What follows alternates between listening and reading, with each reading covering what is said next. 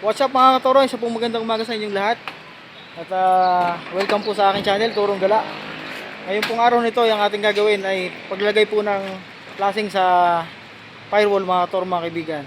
Yan, kung paano po yung pagkakabit at tamang pag-rebit at saka po paglalagay ng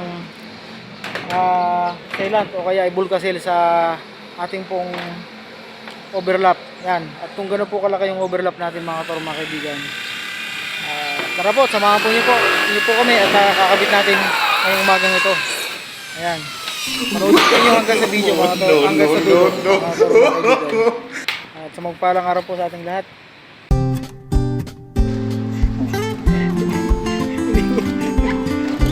Kuya, ayusin mo nga. Ayusin mo nga, ganun mo nga. Para repeat. Sige, okay na.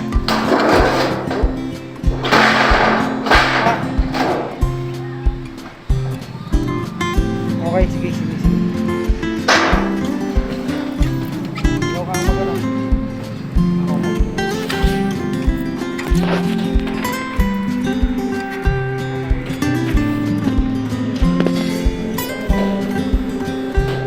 Ayan.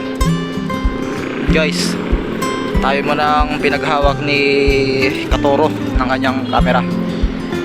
Titirahin niya na ng impact drill. Yan. Isa yan sa mga tools para mapadali ang ating ginagawa. Yan. Dadalihin niya ng tex screw para mas matibay. Yan. Yun, napalya pa. Tumalya.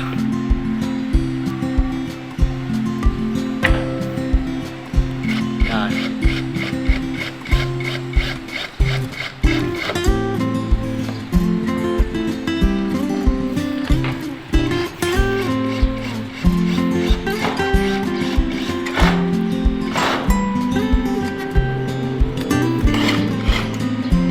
Yan.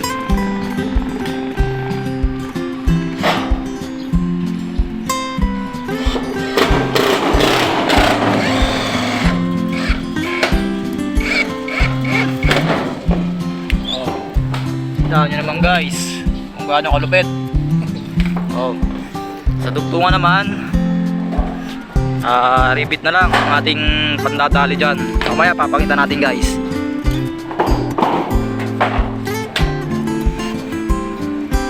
Nakabila.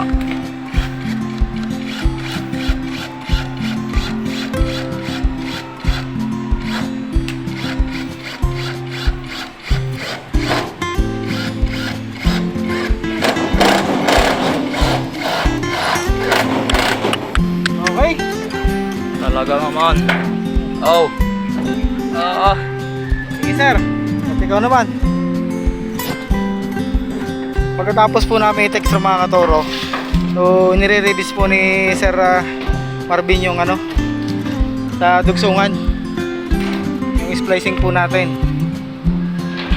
At bago po nyo takpan,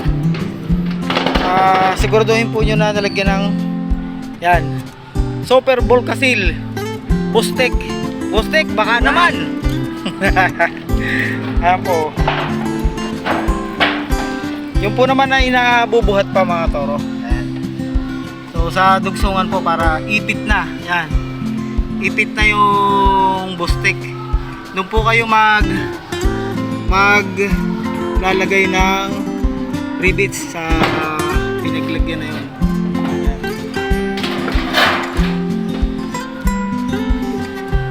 O kaya naman para po meron pang mas mabilis pa. So bago po nyo ilagay yung isang itong isang flashing, so lagyan na po nyo. Medyo nalimutan namin at umuulan ay nagmamadali kami.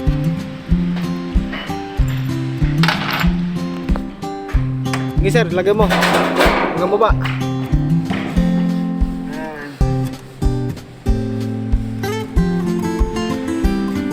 Dapat po ay siya may palaban na para kung sakali ipit na po siya nung paglalagay niya ng rivets. Nakaipit na po siya mga katoro. So mas maganda po siya. Ayan, yan. Yan, tataklob yun ha. Dahil dito sa part na to, siya magre-repeat. Sige sir, repeat muna sir. Eh, yun muna ulit first sa may malapit sa kanto.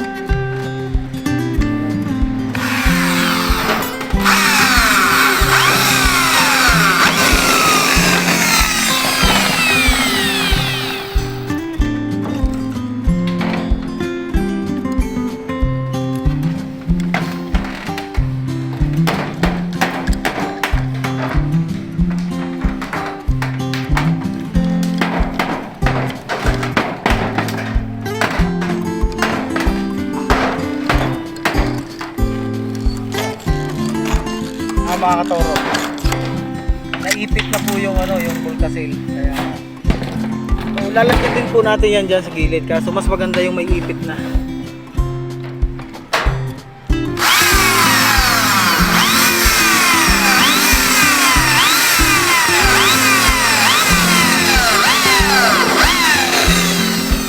Diretso baon na din hindi na huhugot sir. Diretso kapit na sa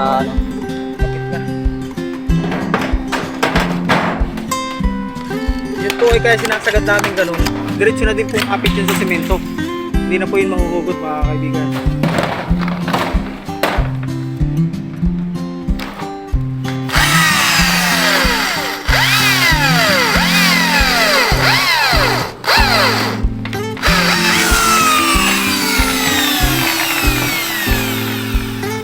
Sa mga magtatanong, ang size ng ating bala ng riveter ay 1/8. 1/8 by 3/4. Yan mga katoro.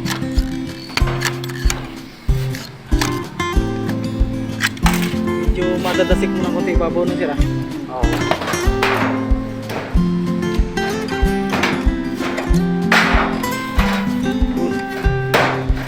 Unahin mo muna sa kabilang taas. Hawakan ko.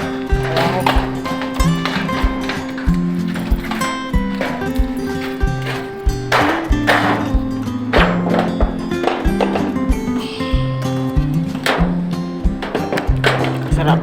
Okay. Sarap.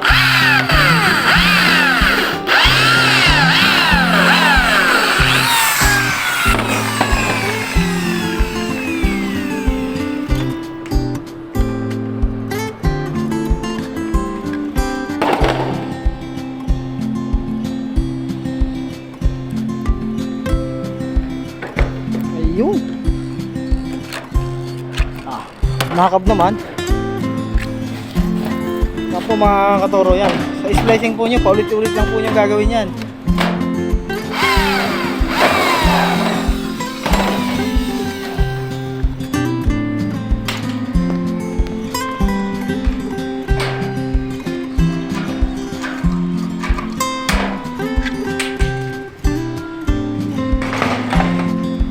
Yung pong aming overlap mga katoro, this lang ang nalagay ko na overlap para hindi ko sayang. 10 cm o 4 inches. Ano lang po yung aking nilalagay.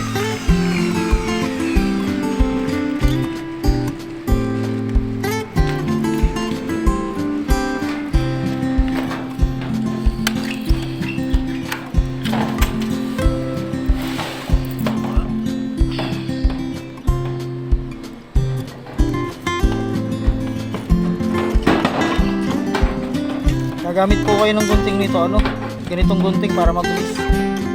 Po kayong gagamit ng isang gunting. Ito po talaga yung pangyero.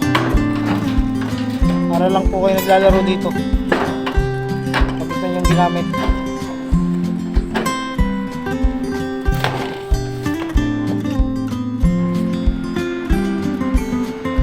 Ito po mga toro yung yung ating overlap. 10 cm lang po buhat dito. Doon po natin lalagyan sa malapit sa pagre-rebitan. Yan po tayo maglalagay ng stick o kaya yung iba po naman ang ginagamit ay sealant. So tayo po ay na lang itong stick.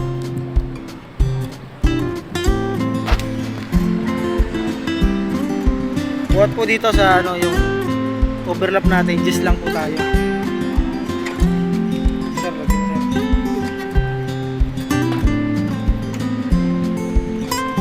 Bago po nyo ilagay para hindi na magbuklat. Kanina po yung umuulan eh, kaya po aming tinira na. Hindi na po namin na nalagyan bago ilagay yung overlap namin. Ayan, buhat po dyan. Ito po sa ilalim, nandito po. Bago po tayo maglagay ng bago po natin ipatong yung kasunod. Para po may nakalagay na siya, may nakasanap na. Hindi na po siyempre po kayo na hindi na itutulas. Pero po pagkatapos po yung malagayan, lalagyan po din natin yung gilid para sigurado. Doble po yung paglagay natin.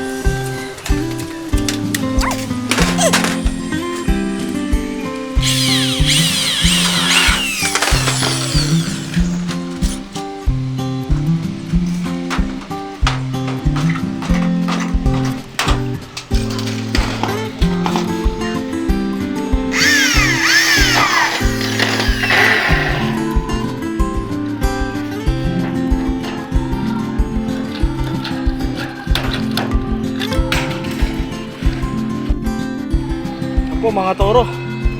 So tapos na po namin lagyan ng firewall flashing oh. Ano po mga toro. So nagre-release na lang po si Sir Marvin doon. Mga toro mga kaibigan. So simple lang po magkabit ito mga kaibigan. So huwag po kayo matatakot kung kayo ay baguhan pa. So madali lang. Napakasimple lang po mga toro. So panoodin po nyo hanggang matapos ng video na to na kahit pa paano kayo may matutunan so, sa trabaho po namin na yung kaalaman namin mga toro. Ito po yung flashing natin sa firewall. Ito po yung kinalabasan mga toro. Paglagay po ng flashing yan, ano, higit lang na 2 oras. Bali po 5 flashing yan mga po. Ayan na po. Ito po yung finish natin mga po.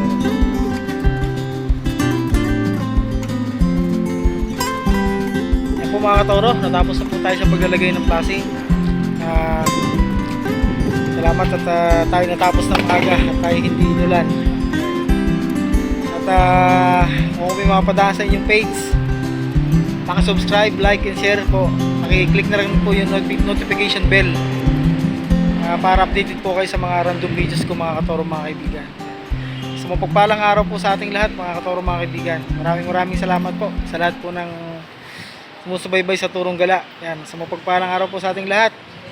At hanggang sa susunod pong video mga katoro mga kaibigan. Bye bye!